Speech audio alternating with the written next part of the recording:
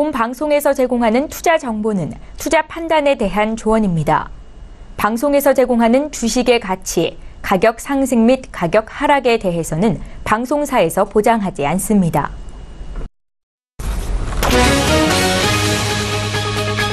헤드라인 뉴스입니다.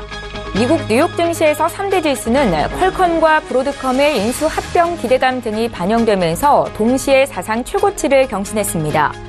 뉴욕 증권거래소에서 다우존스 지수는 전장보다 0.04% 상승한 23,548.42의 거래를 마쳤고 S&P 500 지수는 0.13% 높은 2,591.13회, 기술주 중심의 나스닥 지수는 0.33% 오른 6,786.44의 장을 마감했습니다. 국제유가가 2년 5개월 만에 최고치로 치솟았습니다. 세계 최대 원유 수출국인 사우디아라비아의 숙청 사태가 투자 심리를 자극한 것으로 보입니다. 미국 뉴욕 상업거래소에서 12월 인도분 서부 텍사스산 원유 WTI는 전 거래일 종가보다 배럴당 3.1% 상승한 57달러 35센트에 거래를 마쳤습니다. 금값 역시 급등했습니다. 유가 상승이 인플레이션 상승 가능성을 신호하면서 금값 상승을 이끌었습니다. 뉴욕 상업거래소에서 12월 인도분 금값은 전일 대비 온스당 1% 오른 1281달러 61센트로 거래를 마쳤습니다. 지난 주말 역대 최고치를 경신한 유럽 주요국 증시는 숨을 고르며 혼조세를 보였습니다. 프랑스 파리 증시의 다크 40 지수는 0.19% 내렸고 독일 프랑크푸르트 증시의 닥스 지수는 0.07% 하락했습니다. 반면에 영국 런던 증시의 FTSE 100 지수는 0.03% 오름세로 마감하면서 역대 최고치를 다시 한번 경신했습니다.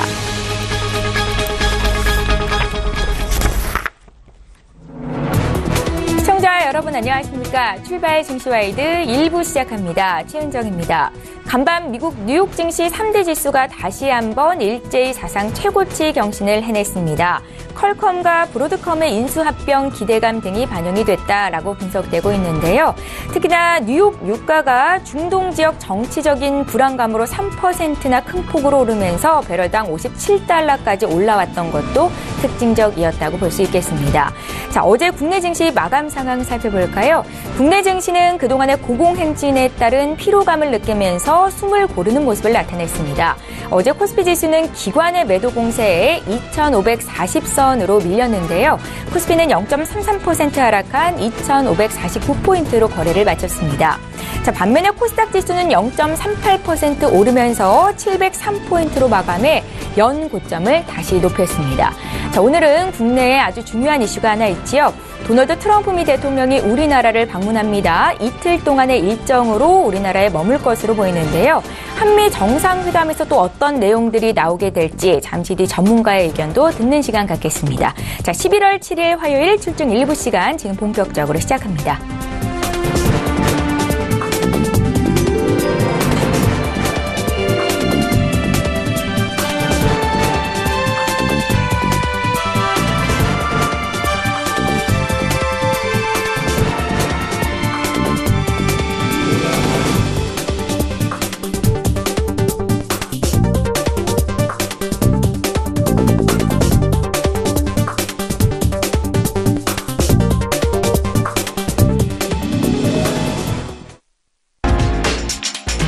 Destroy North Korea. America first. Our relationship with China.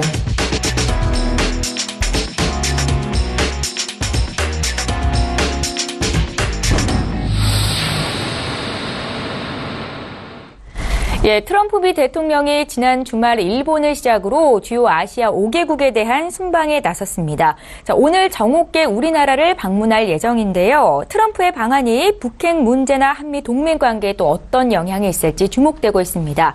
자, 오늘 김대우 경제학 박사 모시고 자세한 이야기 듣겠습니다. 박사님 안녕하세요. 예, 반갑습니다. 트럼프 미 대통령이 열흘이 넘는 기간 동안 아시아 지역 5개국을 순방하고 있습니다. 순방 전에 이번의 목적은 무역과 북한이다. 이렇게 순방의 주요 의제가 될 것이다. 라고 전한 바 있는데요. 트럼프의 속내는 어떨 것이라고 보시는지 먼저 한 말씀 여쭤볼게요. 네, 트럼프 대통령이 그 한미 순방, 아시아 순방을 이제 시작하는 비행기에서 대통령 전용기 마린 원에서 한 얘기가 있습니다. 북한 문제 해결이 상당히 중요하다. 그렇지만 더 큰 목표는 공정한 무역이 될 것이다. 바로 이 대목에서 트럼프 대통령의 이번 아시아 순방의 목적이 적나라하게 드러나는데요.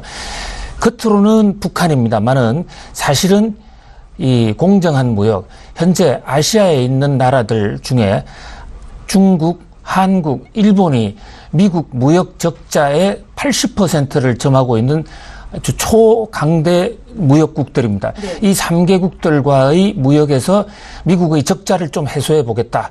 이것이 가장 큰 이슈고요. 사실 이것이 또 미국 유권자들에게도 트럼프 대통령이 표를 얻을 수 있는, 지금 미국은 곧 중간 선거를 치르는데요. 그런 면에서 첫 번째 목표는 역시 경제다, 이렇게 볼 수 있고요. 두 번째는 북한 핵 문제, 북한의 미사일 개발 또 핵 개발로 시작된 이 그 세계 전쟁의 공포, 여기서 중국과의 협의를 끌어내면서 이 근본적으로 북한의 탈핵을 할 수 있는 그런 방안을 아시아 국가들과 연대해서 얻어내겠다. 공식적으로는 이 두 가지입니다만은 사실 저는 그 또 하나 더 중요한 속내가 있다고 생각이 됩니다. 그것은 바로 중국을 견제하는 건데요. 이제 중국이 날로 커지고 있습니다. 2049년이 되면 중국 스스로도 세계 1위가 되겠다고 스스로 지금 중국멍에서 주창을 하고 있어요. 특히 그 남중국의 문제로 인해서 지금 전 세계가 긴장을 하고 있는 마당이고요. 그런 와중에 한국과 일본, 특히 남쪽에 있는 베트남과 필리핀의 협조를 얻어내겠다.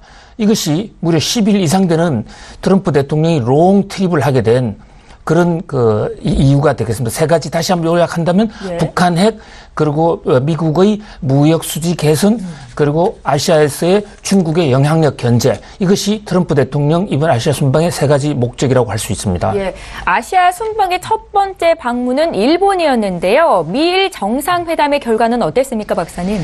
예, 보시는 대로 대부분 국민들도 지켜보셨겠지만은 정말 일본은 트럼프 대통령을 국빈 중의 국빈으로 환대를 했습니다. 네.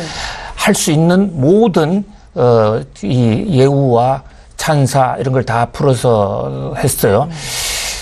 특히 그 트럼프 대통령이 원하는 스타일대로 한다. 이래서 트럼프 대통령이 가고 싶은 이를테면 골프도 오자마자 바로 내려서 일본 최고의 골프장으로 모셔서 일본 PGA 선수와 함께 라운딩을 했고, 또 트럼프 대통령의 딸인 이방카에게 대해서는 무려 500억 달러 이상의 기금을 모아주는 이런 경제적인 공세도 하기도 했습니다.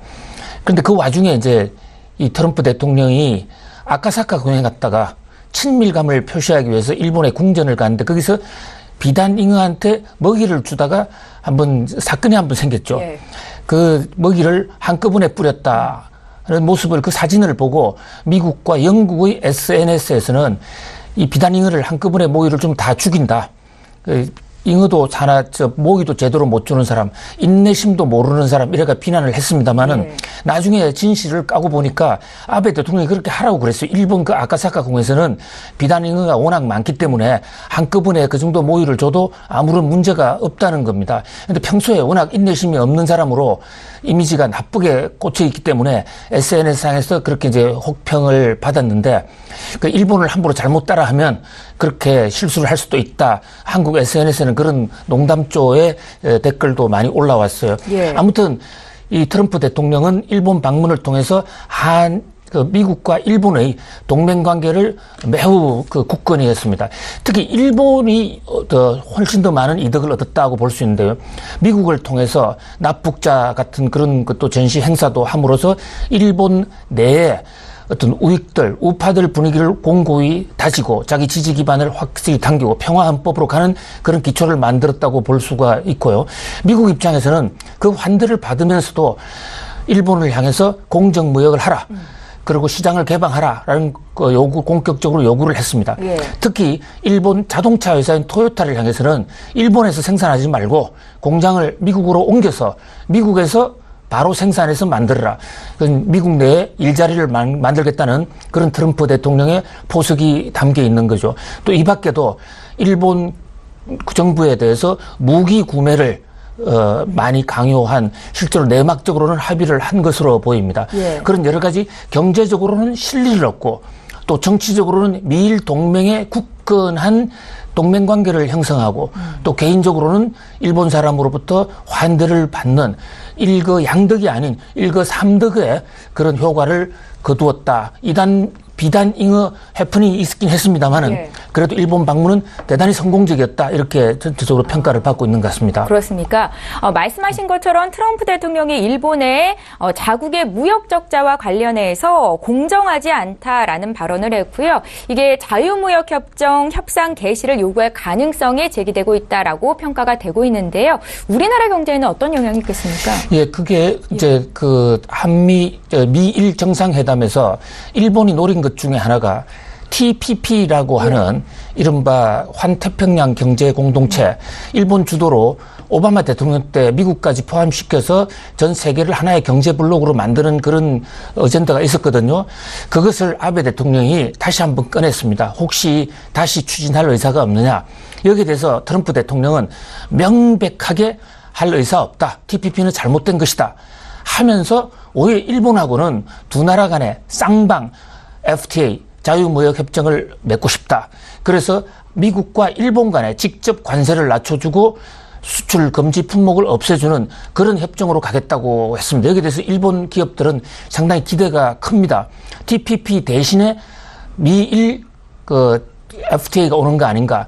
근데 문제는 이렇게 될 경우에 우리나라와 일본은 산업 구조, 특히 수출 구조, 수출 상품의 구조에 있어서 겹치는 대목이 너무 많습니다. 일본 제품이 미국으로 들어가는 데 있어서 관세가 크게 낮아지면 상대적으로 우리나라는 불이익을 받을 수가 밖에 없습니다. 그동안에 한미 FTA의 이득이 일본과 중국은 FTA가 없는 상황 속에서 한국과 미국 많이 FTA가 있었기 때문에 덕을 보아왔다 하는 그런 관점에서 볼 때 미일 간의 경제적 급속한 진전, 관계 개선과 접촉은 우리 경제에는 상당히 부담이 될 수도 있다. 예의주시해 봐야 되는 대목이라 이렇게 생각이 됩니다. 예, 자, 도널드 트럼프 미 대통령이 첫 방한 일정으로 트럼프 대통령이 그 여타 다른 대통령과는 달리 DMZ가 아닌 경기도 평택 미군 기지를 방문하게 됩니다. 이거는 어떤 이유가 있을까요? 예, 오늘 정오에 오산 공군기지로 도착하자마자 바로 평택으로 가신다고 그래요.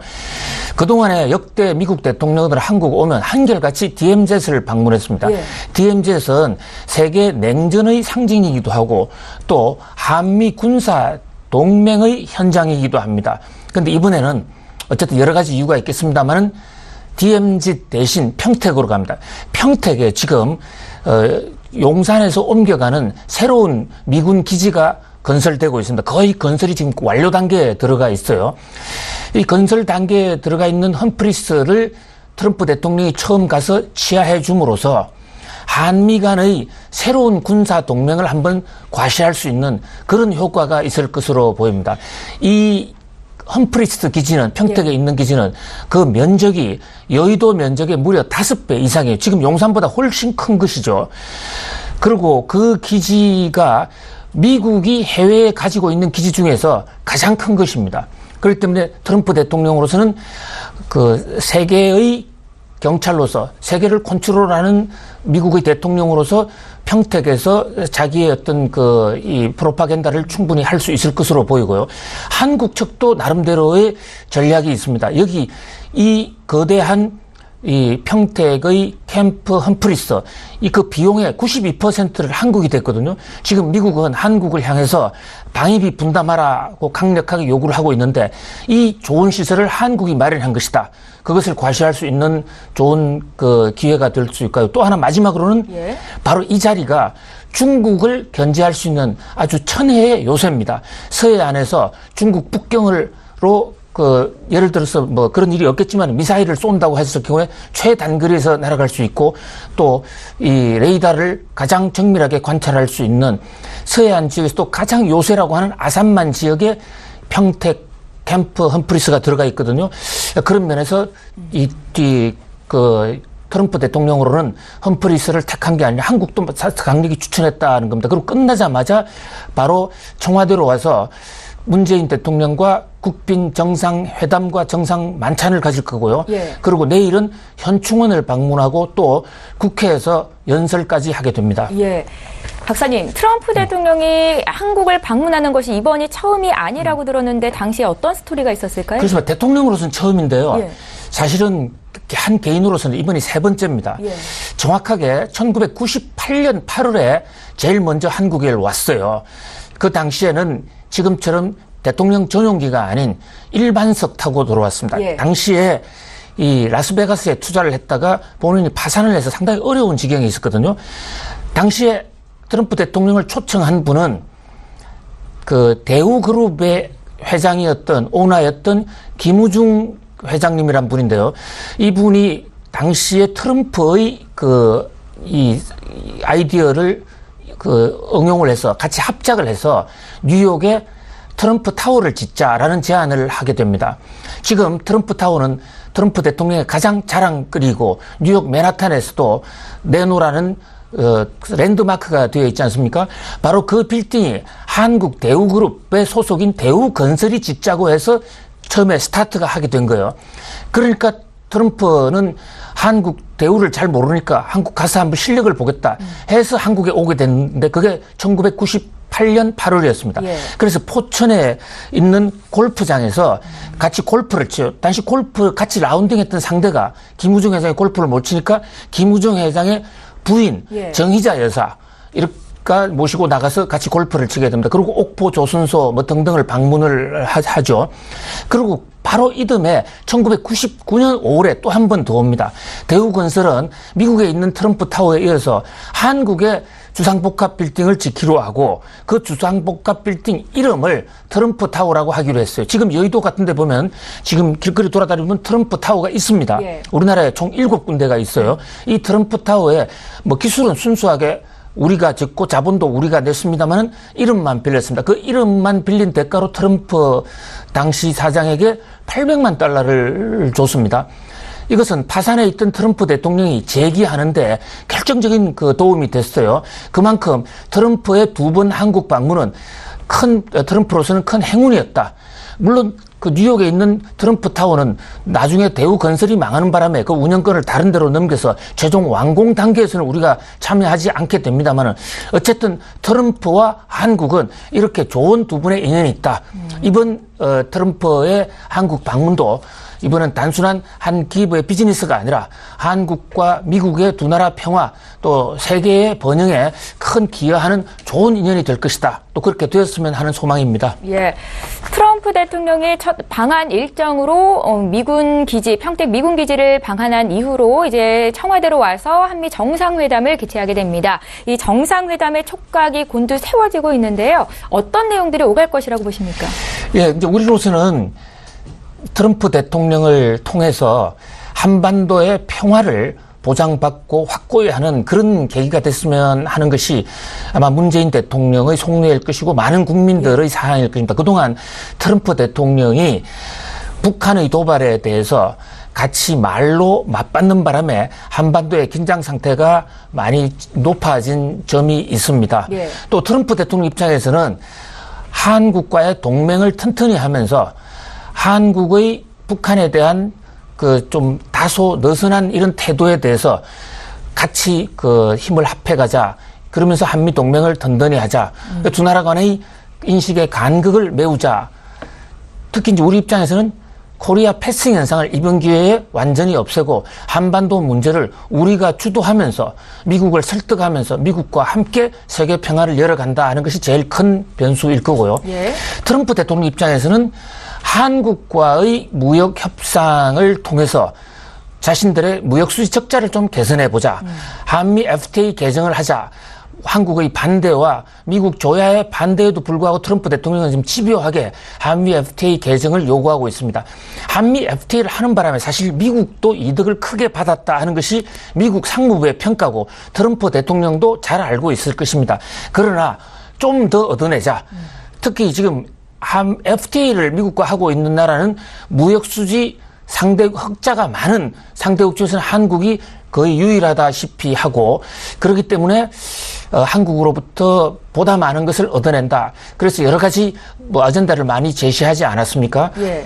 그리고 또 중국과의 관계에서도 중국으로 덩그리 외교를 하려는 균형 외교를 하는 한국을 보다 더 가까이 미국 편에 더 다져놓는 위치해놓는 그런 어떤 전략이 있을 것입니다. 이것이 이제 두 나라 간의 정상회담에서 논의되는 가장 핵심이겠죠. 예, 말씀하신 주요 이슈들을 하나씩 구체적으로 보도록 하겠습니다. 먼저 트럼프 대통령이 이번 아시아 순방에 의제로 꼽았던 무역과 관련된 이슈를 보겠는데요. 한미 FTA에 양국이 상당 부분을 할애할 것이다라고 의견이 모아지고 있습니다. 보호무역주의를 앞세우고 있는 미국의 압박이 조금 더 거세지겠습니까? 그럼요. 아주 본격적으로 요구한다고 봐야지. 일본에서도 그렇게 환대를 우리보다 훨씬 더 많은 환대를 하려고 날짜도 무슨 2박 3일이었고 엄청난 환대를 했음에도 불구하고 그 전 오피셜한 자리에서 일본의 무역은 공정하지 않다. 또 개방되어 있지도 않다. 일본은 그동안 무역에서 미국에서 너무 일방적으로 돈만 벌어갔다라고 공격적으로 꼬집지 않았습니까? 한국에 대해서도 마찬가지일 것으로 보입니다. 예. 아무튼 그동안에 트럼프 대통령이 한국을 오기 직전에 한국산 세탁기에 대해서 세이프가드 발동을 전제로 한 지금 조사를 했죠. 예. 그 밖에 삼성전자 반도체 특허 침해에 관한 미국 통상법 337조에 따른 ITC 조사가 시작됐습니다. 그 밖에도 태양광 패널 세이프가드 조사라든지 또는 철강 제품에 대해서 지금 반덤핑 관세를 부과하고 있습니다. 이런 것들은 사실 개별적인 사안인데 이런 것들이 이른바 삼국지에 나오는 성동격서 전략, 한 오른쪽에서 두드리고 왼쪽에 있는 실제로 원하는 것을 공략한다. 이런 사소한 걸 몇 개 두드림으로써 메인의 공략한다는데 트럼프 대통령이 노리는 그 바로 메인이 한미 FTA 협상이다.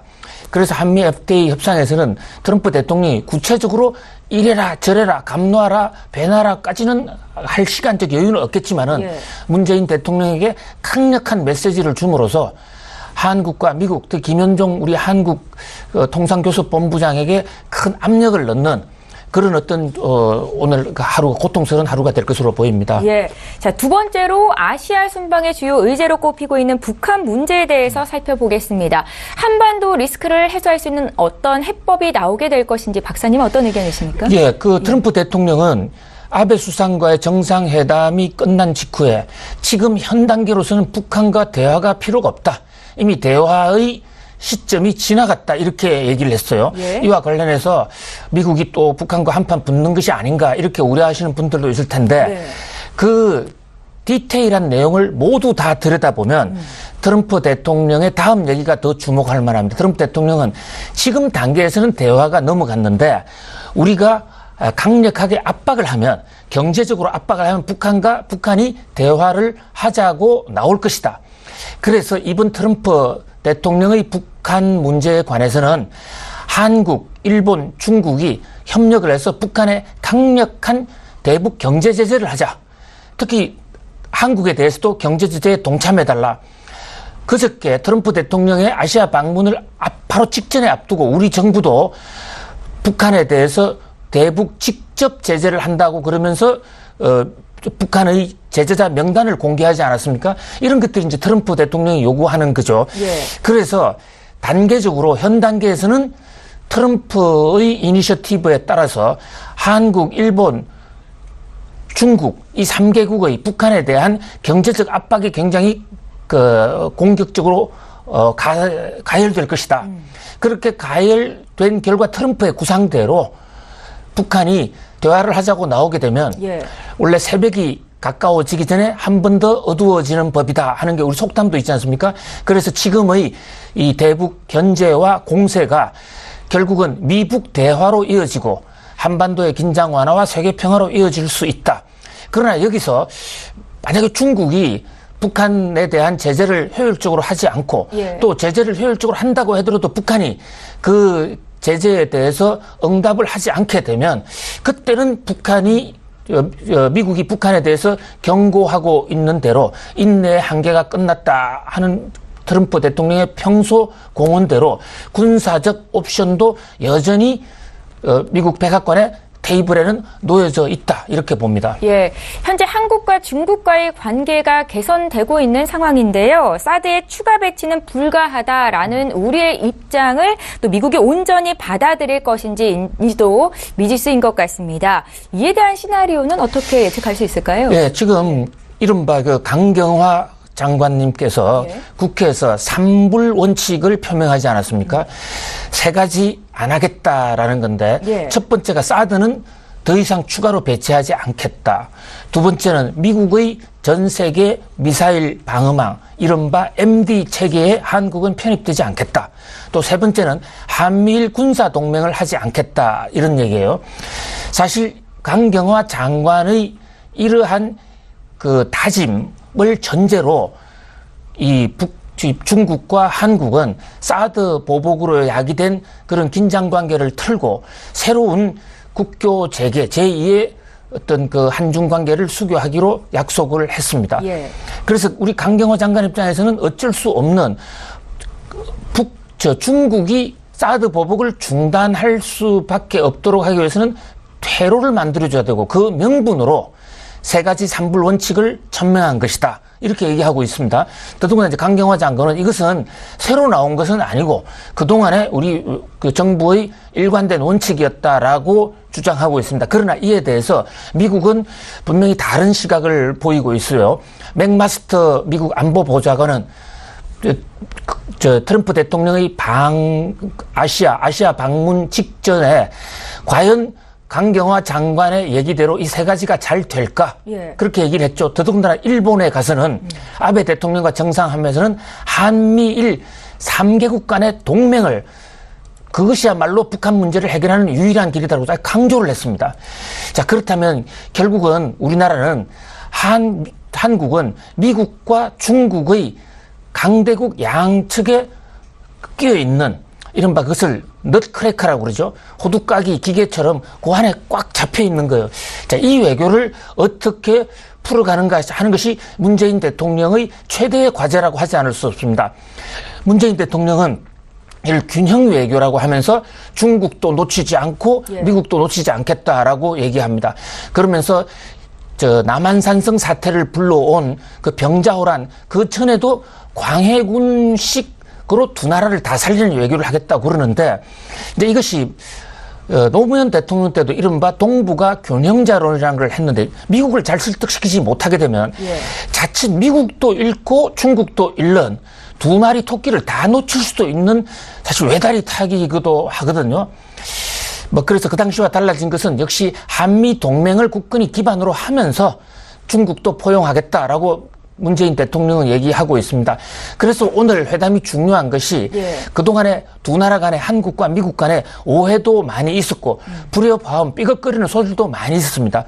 그러나 사소한 것보다는 근본적으로 미국과 한국이 어떻게든 헤어질 수 없는 블라디 얼라이언스, 혈맹이라는 사실을 오늘 두 나라의 만남에서 잘 보여주는 것이 또 트럼프 대통령을 잘 설득시키고 트럼프 대통령뿐만 아니라 미국의 여론층을 잘 보듬는 것이 오늘의 가장 큰 숙제다 이렇게 보입니다.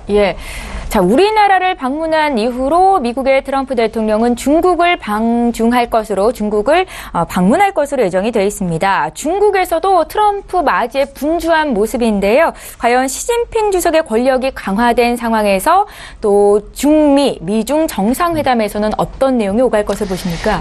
밖에서는 대부분 시진핑을 만난 북한 문제를 얘기할 것이다 이런데 이것은 북한 문제 얘기하는 것은 이미 다 정해져 있고 얘기가 다 돼 있는 거예요. 그동안에 약속만 잘 다짐하면 되는 거. 사실 트럼프의 속내는 중국에 물건 팔아먹는 겁니다. 그래서 트럼프 대통령이 이번에 많은 경제인들을 동석하고 있는데 중국으로 대거 모시고 갑니다. 한국에 그치지 않고 바로 중국 가는 미국 경제인들도 많이 있어요. 제너럴 일렉트릭, 제너럴 모터스 등등의 많은 미국 기업인들을 데려갑니다. 그래서 미국 기업인들과 중국 정치권, 중국 기업인들 간의 관계를 맺어주면서 미국 물건 좀 많이 사라. 그 다음에 두 번째는 지금 중국의 미국에 대한 무역 적자가 실로 상상을 초월할 지경입니다. 한국과 일본 이런 나라들의 무역 흑자는 미국에 큰 부담이 안 돼요. 특히 한국은 그렇습니다. 그런데 지금 중국은 중국 무역 흑자가 미국 적자에서 차지하는 비중이 거의 70%, 65%, 70% 정도 관여하고 있어요. 예. 그래서 중국을 향해서 적절하게 무역 압력도 가할 것으로 보입니다. 그래서 한쪽으로는 무역 보복의 칼도 빼내고 또 왼손으로는 기업인들을 데려가서 협력을 맺어라.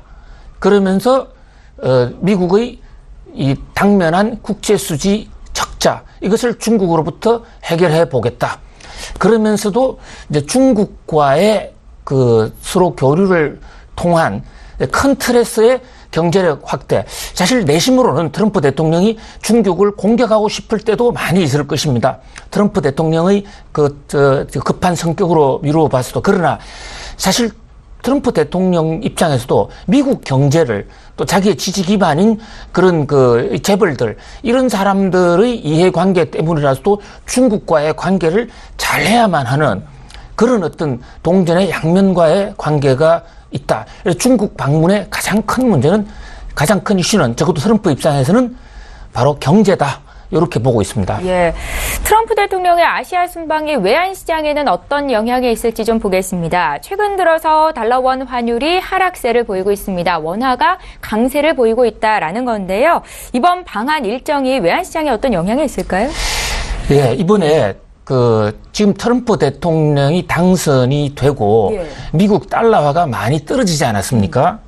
이것이 1986년에 레이건 대통령 때 이른바 프라자 합의 때하고 굉장히 비슷한 건데요. 예.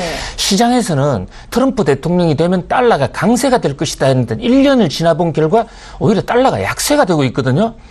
이것은 트럼프 대통령의 속내는 적어도 달러를 약세로 몰고 가고 싶은 겁니다. 달러 가치를 떨어뜨려서 미국의 경상수지 적자를 흑자로 반전시키고자 하는 그런 속에 음흉한 생각이 있는 겁니다. 예. 그런데 이제 미국의 경제 상황이 금리를 인상하려는 그런 쪽으로 올라가니까 세계 전문가들은 미국 달러가 강세가 될 것이다 이랬는데 바로 이 대목에서 이번에 트럼프가 아베 수상에게 또는 우리 문재인 대통령에게도 달러 강세와 엔화 강세 그리고 중국 위안화의 강세를 직간접적으로 요구할 가능성이 높다고 봅니다. 특히 한국에 대해서는 무역수지 흑자가 많은 나라에 대해서는 그만큼 통화가치를 높여라. 미국 금리가 오르더라도 좀 높여달라. 바로 그런 점에서 최근에 지금 원화가 강세가 되고 있고 중국 위안화는 강세가 되고 있어요. 지난 월요일 날 어저께 조금 반전했습니다만 그것은 김동연 부총리의 구두 개입 립서비스 때문에 일부 조정이 된 거고 사실 우체로 지금 우리나라 경상수지 흑자가 9월달 같은 경우는 사상 최대를 기록하지 않았습니까? 예. 적어도 경상수지가 흑자를 기록하는 마당에서는 우리 원화는 좀 강세를 해줬으면 하는 것이 트럼프의 생각일 것이고 그것이 한미 FTA 자유무역 협정을 재개정하는 그 안에도 환율을 한국 정부가 좀 미국의 수출이 늘어나는 방향으로 운영을 해달라는 그런 조항이 명시적으로는 아니다 하더라도 비명시적으로라도 들어갈 것이다.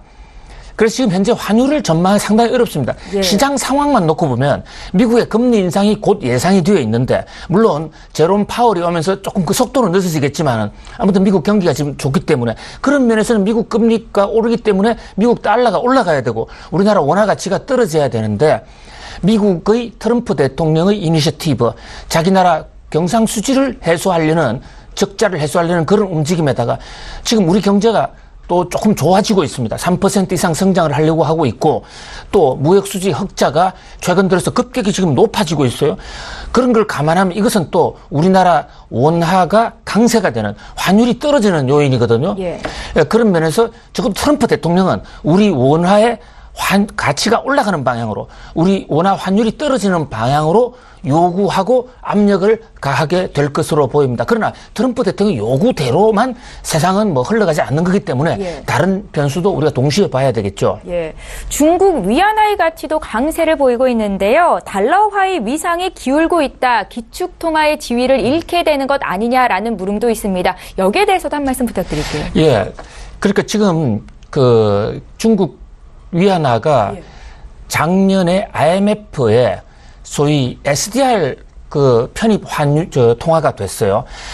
IMF가 공식 통화로 지정하고 있는 우리가 일반적으로 사용하지는 않습니다만은 서류상으로는 가장 대표적인 국제 기축 통화는 SDR입니다. 그 SDR에 중국의 그 위안화가 들어갔어요. 그리고 중국 입장에서는 지금 그 여러 가지 그 내부적으로 일고 있는 그 달러 이탈 움직임이라든지 또 그림자 금융 이런 문제를 수습하기 위해서는 위안화를 조금은 평가 절상으로 몰고 가야 될 상황입니다. 실제로도 중국의 무역수지 흑자가 많고요.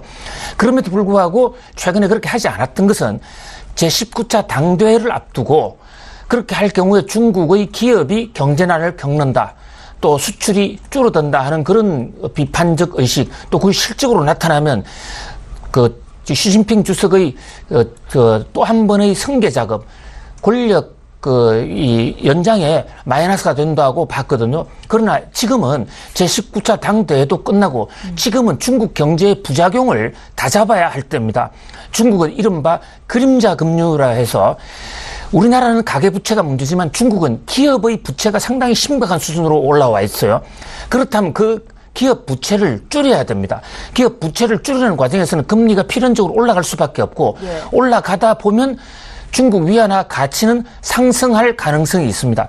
이것이 국제 금융시장의 그 외환 사정만 보면 미국의 그 기축 통화로서의 영향력 줄어듭니다. 그런데 미국은 달러를 바라보는 시각이 이제 두 가지다는 거죠.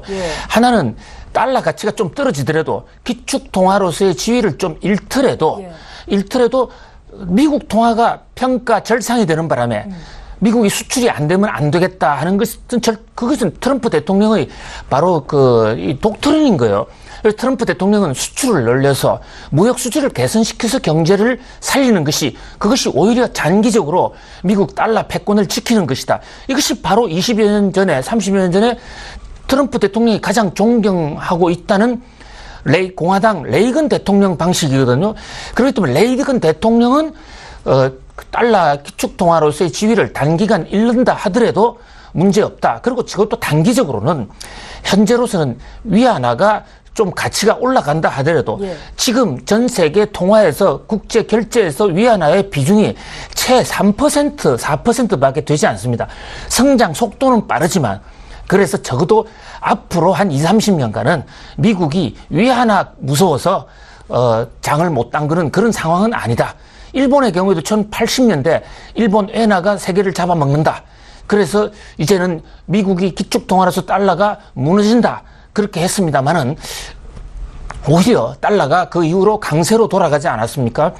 그런 면에서 단기적으로 기축통화가 미국의 달러 포지션이 조금 낮아질 수는 있어도 그렇게 미국 달러가 흔들릴 정도는 아니다. 미국 입장에서는 지금 현재 미국 트럼프 대통령의 퍼스트 프라이어리티는 무역수지 적자 개선을 통한 성장률 확대에 있다. 이렇게 보고 있습니다. 예, 박사님 이번 트럼프 대통령의 방안이 또 오늘 국내 금융시장에 어떤 영향을 있을지 간단하게 한 말씀 여쭤볼게요. 예, 현재 지금 그 트럼프 변수는 트럼프가 말 한마디 할 때마다 금융시장에 증시가 오르고 내리고 금융시장이 휘청휘청합니다. 그런데 트럼프 대통령의 몇 가지 우선 그 세제 개혁, 미국의 세금을 깎아주겠다 하는 내용이 있었는데 이것은 지금 한미 간에 협상할 사안은 아니고요. 미국 내에서 이미 나왔는데 좀 단계적으로 그래듀얼리 한다고 해서 조금 색이 바래졌죠. 제일 중요한 건 북한 변수입니다. 트럼프가 만일 오늘 캠프 험프리스 같은 데 가서 북한을 때리겠다든지 실제로 공격을 한다든지 아니면 북한이 트럼프를 향해서 트럼프 방문을 흠집내기 위해서 핵실험을 한다든지 그렇게 되면 주가는 드래스틱하게 폭발적으로 떨어질 가능성이 있어요. 또 그 트럼프 행동 한마디 말 한마디가 변수입니다. 반대로 트럼프가 정말 이번에 문 대통령과의 진솔한 대화를 통해서 평화적으로 해결하면서도 북한의 핵을 끌어내는 핵 해제를 디스맨틀링 시키면서도 한반도에 평화를 장착을 시킨다면 그동안의 코리아 디스카운트, 북한의 디스카운트로 인해서 생겼던 이 문제가 일거에 해소되면서 주가의 대폭등의 전조도 될 수 있다. 그런 면에서 트럼프 대통령과 문재인 대통령이 어느 정도 진솔하게 깊이 있게 들어가느냐. 예. 그리고 서로를 이해하면서 특히 문재인 대통령의 그 해결 방식, 한반도의 평화를 정착시키는 방식, 그것에 대해서 얼마나 잘 설득력 있게 가느냐. 그것이 큰 변수라고 하지 않을 수 없습니다. 예. 자, 도널드 트럼프 미 대통령이 오늘 정오께 우리나라에 도착합니다. 문재인 대통령과의 정상회담 역시 예정이 돼 있는데요. 북핵 문제나 한미 동맹 관계에 어떤 영향이 있을지 구체적인 의견 들어봤습니다. 지금까지 김대호 경제학 박사와 함께했습니다. 잘 들었습니다.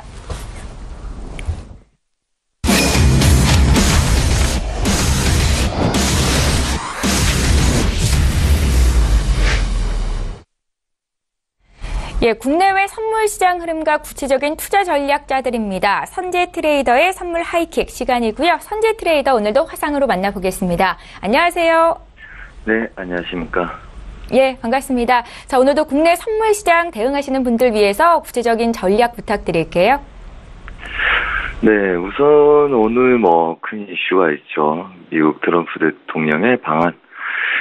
자, 우선 저희는 어제 물량들이 좀 많이 나왔었습니다. 저희도 339.50 고가로 예상을 하고 거기서 최고가에서 매도를 쳐서 336 지수 확인하는 거, 그 다음에 그 이후에 익절을 끌고 가서 마무리하는 것까지 매매를 했었고요. 그 다음에 재차 다시 반등한 아이들은 338 지수 위부터 공략 들어간다. 그래서 어제 또 짤막하게 그래서 두 번의 매도로 어제 매매를 했었습니다. 자, 우선은 지금 보자면 종합지수 2580선, 그 다음에 선물지수 340선, 340 지수죠. 이거 두 개에 주목하자 말씀드리는데, 우선은 트럼프 대통령이 와서 일본도 그렇고 본인들 이득을 취하는 주장된 모습을 보이고 있기 때문에 저희 시장에도 무조건 좋은 영향이다 이렇게 볼 수는 없을 것 같고요. 우선은 그거에 대한 대비를 해야 된다. 단 종합지수는 지금 상승 채널로 상방 제약이 2580선에 놓여 있고요. 그 다음에 선물지수는 약간 눌린 구간의 하방 채널인 340, 한마디로 정확하게 따지자면 339.50 라인들이 상방 제약 라인이죠. 굉장히 매도를 많이 쳤던 구간들이었고요. 그 다음에 급락을 지속적으로 줬던 구간들입니다. 그래서 새로운 국면에 들어서려면 이 지수가 안착을 하든지 아니면 단기적으로 계속 저항을 받는지 저희가 봐야 될 상태고요. 어제 제가 리딩하면서 말씀드렸던 338 지수 위부터는 매도 전략 나쁘진 않다. 대신 전반적인 분위기를 살펴볼 필요가 있고요. 그다음에 그래서 1차 저항은 지금 어제는 저희가 저항을 338.20 드렸었습니다. 그래서 거의 처음 7구간과 다음 주에 7구간 최고가를 잡아드렸는데 오늘은 이제 시가 시작되면서부터 약간 더 윗구간을 저항을 높여서 338.50 저항에 339.50 저항 1포 내외의 두 저항을 보고요. 그 다음에 예상 지지력은 337 지수 중요합니다. 어제도 올라올 때 굉장히 머뭇머뭇거렸던 자리고요. 그 다음에 보합 구간에 놓여있기 때문에 이 구간들 저항들 예상해서 보셔야 되고 이왕이면 매도는 신고가 전에 저항을 받는지 한 번 더 확인하시면서 매매하시면 좋을 것 같고 아무래도 관망세 유지하면서 저항 반등 매도 전략 아직 좀 더 펼쳐보도록 하겠습니다. 외인들 수급을 주목하라고 어제 말씀드렸는데요. 외인들은 종가 대비 우선 차익들을 많이 하고 있는 상황이기 때문에 우선 고가 부분에서 매도 전략 펼치는 거는 별 무리 없겠다. 그래서 338.50부터 339.50까지 저항을 두고 만약에 잘못된 그림이 나왔을 때는 340 지수로 안착하는지를 여부를 확인하면서 반등 매도 전략 짧게 오늘 보는 거 나쁘지 않겠다 이렇게 말씀드리겠습니다. 예, 간밤 미국 뉴욕 증시는 3대 지수가 다시 한번 사상 최고치를 경신했고요. 유가도 3%나 올랐고 금값도 강세였습니다. 해외 선물 시장에는 어떻게 대응하면 좋겠습니까? 네, 우선 어제 전반적으로 달러 인덱스 한번 보고 설명드리겠습니다. 우선은 달러 인덱스는 지속적으로 부하권에 들어있는 상태입니다. 그래서 고가 테스트 하기 전에 약간 눌림들이 있었죠. 그 눌림이 미장 때 발현되면서 지금 미장이 10시 반부터 시작되는데 서머타임 때문에 11시 반부터 시작이 됩니다. 저희 나라 시간으로. 그래서 일반적으로 일반 시청자분들이 대응할 시간 이후에 움직임들이죠. 그래서 어제도 거의 12시, 그러니까 오늘 새벽 12시 넘어서 이렇게 반등하는 모습을 보였죠. 달러 인덱스가 고점을 테스트하다가 중간 눌림까지 온 상태고요. 그렇다면 아직은 큰 기조는 보합이다 이렇게 말씀드릴 수 있겠습니다. 그래서 달러 인덱스가 강세를 띠다가 고점 부근에서 다시 중심까지 눌렸다. 그 눌림이 다른 아이들한테는 저가 테스트하다가 반등한 모습으로 비춰졌다 이렇게 보이고요. 전반적으로 유로 달러는 채널 구간 하방 경직성을 보였었고요. 저희는 아시아 시장에 지속적으로 이 구간들 반등을 노렸으나 고점을 추가적으로 높이지 못해서 저희가 저녁 리딩 할 때는 그냥 하단부 지지력까지 두고요. 그 다음에 크루드 오일을 집중하느라고 얘네들 손을 못 대는데 어차피 저가는 쫓아가지 말라고 말씀을 드렸었습니다. 그래서 그 12시가 지나면서부터 다시 달러 인덱스 고가에서 눌린 그림들이 이제 상품이나 유로 달러한테는 반등으로 보이는 거죠. 아직까지는 보합 구간에 놓여 있는 상태고요. 이 보합 구간이라 하면 여전히 달러 인덱스의 보합 구간 안에 놓여 있다 아직. 자, 그렇다면 유로 달러는 우선 눌림에서 오늘 매수 전략을 다시 한번 펼쳐볼 생각을 하고 있습니다. 우선 고가 부근에서는 절대 쫓아가면 안 될 거라고 말씀드리겠고요. 오늘 놓친다면 차라리 매매를 쉬신 게 낫고 단기 지지력 자리를 1.16650 지금 저항값들을 1.16650까지 최대 저항값들을 예상하고 있고요. 그 다음에 지지력이 중요하겠죠. 지지력의 눌림 1.16250부터 그 아래 구간을 볼 건데요. 우선 2차 1.15000은 얘네들이 반등하다 다시 저가를 테스트하는 그림들이 나올 가능성이 높다 해서 여전히 그제부터 최저가를 2차로 둔 거고요. 그렇다면 오늘 예상저항 1차 1.16650, 그 다음에 1차 지지력 1.16250, 한마디로 눌림 이후에 매수 반등 공략 들어가는 게 좋겠다 이렇게 보이고요. 그 다음에 그네들 저항값은 20등 내외 짧은 손절로 대응하심이 좋겠다 이렇게 말씀을 드리겠습니다. 자, 그리고 크루드 오일입니다. 자, 크루드 오일도 어제 추가적인 반등이 있었습니다. 여전히 지금 미장 개장 자체 예전에는 12시 좀 넘어서면 급등락을 보였던 차트들이 이제 1시가 넘어가면서부터 저희가 아시아 유럽장에 건드릴 수 있는 바운더리가 약간 작아진 상태입니다. 어제는 물론 이제 유럽장 이슈들이 다시 재개가 된다면 유럽장도 많이 움직이겠지만 아직은 트럼프 이슈와 관련해서 미국 이벤트가 많이 있기 때문에 우리 시간으로 저녁 12시 전에는 큰 움직임이 없어서요. 저희도 리딩하는 시간이 이 구간들이었었습니다. 그래서 짧은 구간 동안 리딩을 하였기 때문에 이 구간에서는 저희가 할 수 있는 게 고가에서 매도를 쳐서 그 다음에 한 40핍 한마디로 한 300불에서 400불 40-50만 원 빼먹는 한 계약으로 빼먹는 전략만 했었고요. 12시가 넘어가면서 올라갔었는데 저희가 저녁에 자느라고 대응은 하지 못했었습니다. 그리고 오늘을 보자면 지금 죄송합니다. 골드입니다. 예, 크루드 오일도 차트 똑같습니다. 예. 자, 좀 제가 실수를 했는데요. 크루드 오일 보면서 골드를 골드를 보면서 크루드오일 설명하고 있었네요. 하지만 차트는 같습니다.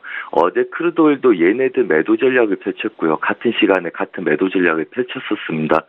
얘도 12시 지나면서 급등이 있었죠. 그래서 저희도 얘네들 매도로 한 300~400불 40~50만 원 빼먹고 마무리를 지었었고요. 뭐 차트는 똑같습니다. 지금 보시면 달러 인덱스 영향을 좀 많이 받는 형태이기 때문에 유로는 유로하고 골드는 달러 인덱스 영향을 직접적으로 받고, 그 다음에 크루드 오일은 개별 이슈가 있죠. 어제 말씀드렸다시피 사우디 왕세자의 강경책이 유가의 흐름을 좀 더 도와주고 있다, 이렇게 보시면 되고요. 전반적으로 타이밍은 지금 달러 인덱스 흐름과 비슷하다. 그래서 유로, 달러, 골드 타이밍과 똑같다, 이렇게 보시면 됩니다. 그래서 한마디로 차트는 똑같은 움직임들이죠. 자, 어제 유가 매도를 친 상태에서 55.60대 후반까지 빼먹었고요. 그 다음에 익절을 잡고 익절이 된 상태에서 저희는 매매를 마감을 했었습니다. 그래서 추가적으로 하방을 깨지 않으면 매도는 없고, 그 다음에 윗자리들 지지를 하고 배팅 들어가는지를 봤어야 되는데, 말씀드렸다시피 너무 새벽이라서 저희가 대응을 못했고요. 그 다음에 크루드 오일은 그렇다면 57.80 이 추세 상단부죠. 우선은 고가를 높이기 시작하면 꼬리가 발생되면서 여전히 차익이 나오고 있습니다. 그리고 이 구간들 지지력들을 보이고 있었죠. 이 구간이 56.8090짜리입니다. 그렇다면 오늘은 56.80부터 57.80까지 부합을 보심이 좋고요. 우선 어제 미장에서 올려놓은 부분을 바로 깨기는 어려울 거라고 봅니다. 그래서 작은 눌림 57불 초반부터 56.80 사이에 지지력을 받을 거기 때문에 56.80 부근에서 기다렸다 유럽장 반등, 눌림 매수 전략에 반등 매도 전략이 좋겠다. 그래서 우선은 오늘 바운더리 100핍을 열 거고요. 지금 자리가 중심일 거다 예상을 하고 위아래 50핍으로 100핍을 여는 전략 시도를 하려고 합니다. 예, 선재 트레이더님, 금선물 네. 대응 전략은 짧게 한 말씀만 부탁드릴게요. 네. 예. 우선은 골드 다시 한번 말씀드리겠습니다. 자, 골드 저희가 아까 착각을 해서 얘를 차트를 잘못 열었었는데요. 똑같습니다, 그림은. 자, 우리가 이제까지 했던 게 뭡니까? 지금 우리가 했던 게 지금 1280부터 1281 사이에 지속적으로 이 구간들 매도를 쳤었습니다. 네. 그래서 급락을 먹고 또 매도를 먹고 이렇게 했었죠. 근데 지금 그림이 어떻게 되어 있습니까? 1280 자리를 안착을 한 이후에 미장이 마감이 됐습니다. 자, 그렇다면 우리가 다른 거 생각하지 않더라도 우선은 하단부 저항 지지력에 매수 추세 지지력을 볼 수 있을 겁니다. 자, 그렇다면 1280부터는 지지력을 확보해가면서 싸울 수 있을 거라고 보고요. 그 다음에 그거의 손절 라인들은 추세 지지력인 1270대, 그 다음에 12 최대 50대까지 손절 라인을 봐야 되기 때문에 이 손절 라인이 길다면 우선은 20핍 내외의 짤막한 마디로 나눠서 눌림 매수 전략이 유효하다. 한마디로 이제까지 밀었던 매도 구간을 안착 시도를 하기 때문에 매수 쪽으로 바로 쫓아가기는 어렵지만 이 구간 매물대, 여기서 매물대라 함은 이 박스권의 중심이 가장 강한 매물대라고 보시면 됩니다. 한마디로 이 구간들이겠죠. 그래서 1278.0으로 보이나 우선은 매수는 1280부터 눌림 매수를 공략을 하셔야 되고요. 걔네들 손절 라인을 12770대나 1278.0대에 설정을 하고 눌림 매수 전략이 유효한 상황이다. 이렇게 말씀을 드리는 게 좋을 것 같고요. 지속적으로 보자면 모든 그림들이 방향성이 어제 같았습니다. 예, 선재 트레이더님, 지금 네. 시간이 많이 돼서 오늘 순서는 여기까지만 하겠습니다. 잘 들었습니다. 감사합니다. 네. 예, 출발 증시와이드 1부 시간 여기서 마치겠습니다. 잠시 뒤 2부 시간에는 시청자 여러분들의 종목 상담해 드리고 있습니다. 샵 0082번으로 지금 문자 참여하시면 되겠고요. 저희는 잠시 뒤 2부 시간으로 다시 오겠습니다. 고맙습니다.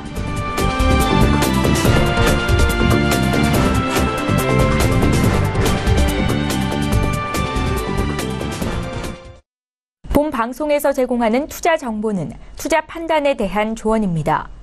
방송에서 제공하는 주식의 가치, 가격 상승 및 가격 하락에 대해서는 방송사에서 보장하지 않습니다.